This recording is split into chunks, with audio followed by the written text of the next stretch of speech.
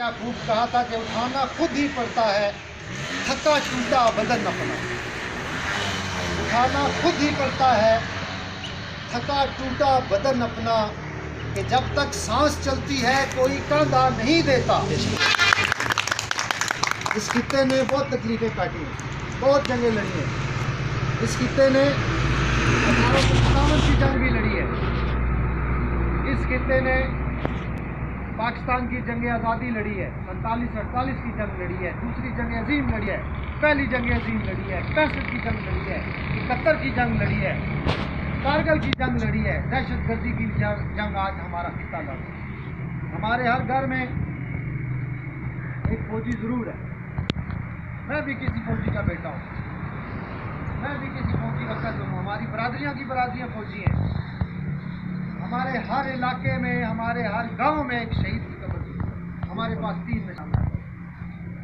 उठवार की धरती अगर तहिया कर ले किसी तरफ चलने के लिए, तो कोई ताकत दुनिया की ऐसी नहीं है जो उसे रोक सके। उठवारी लोग, आप लोग, हम अपनी मंजिल पर पहुंच के दम लेंगे। हम किसी के आगे किसी की बात नहीं मानेंगे। अब हम अमन से लड़ना चाह रहे हैं। हम दुनिया की तरक्की, दुनिया को अमन की नींव देना चाह रहे हैं। हम जंगें लड़ना जानते हैं, हमने जंगें लड़ी है, हमारे बच्चों ने जंगें लड़ी है।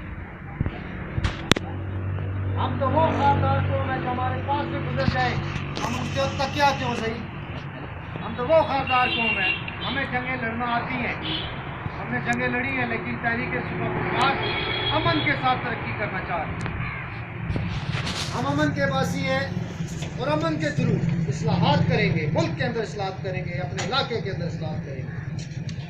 आखिर में एक शायर ने बड़ा खूबसूरत लिखा था, एक बात वो सुनाऊंगा आपको, फिर इजाज़त चाहूँगा कि नहीं लड़ूंगा किसी जंग में ये सोच लिया। मैं कुछ अच्छे अशार आपके लिए लाया हूँ क्योंकि मुझे पता है ये धरती शेर और शायरी को बड़ा पसंद करती है और समझती है। शायर ने कहा है कि नहीं लड़ूंगा किसी जंग में ये सोच लिया, अब के बार मोहब्बत में मारा जाऊंगा। नहीं लड़ूंगा किसी जंग में ये सोच लिया, अब के बार मोहब्बत में मारा जाऊंगा। और जो चुप रहा तो मार देगा मुझको मेरा ज़मीर। जो चुप रहा तो मार देगा मुझको मेरा ज़मीर, गवाही देकर अदालत में मारा जाऊंगा।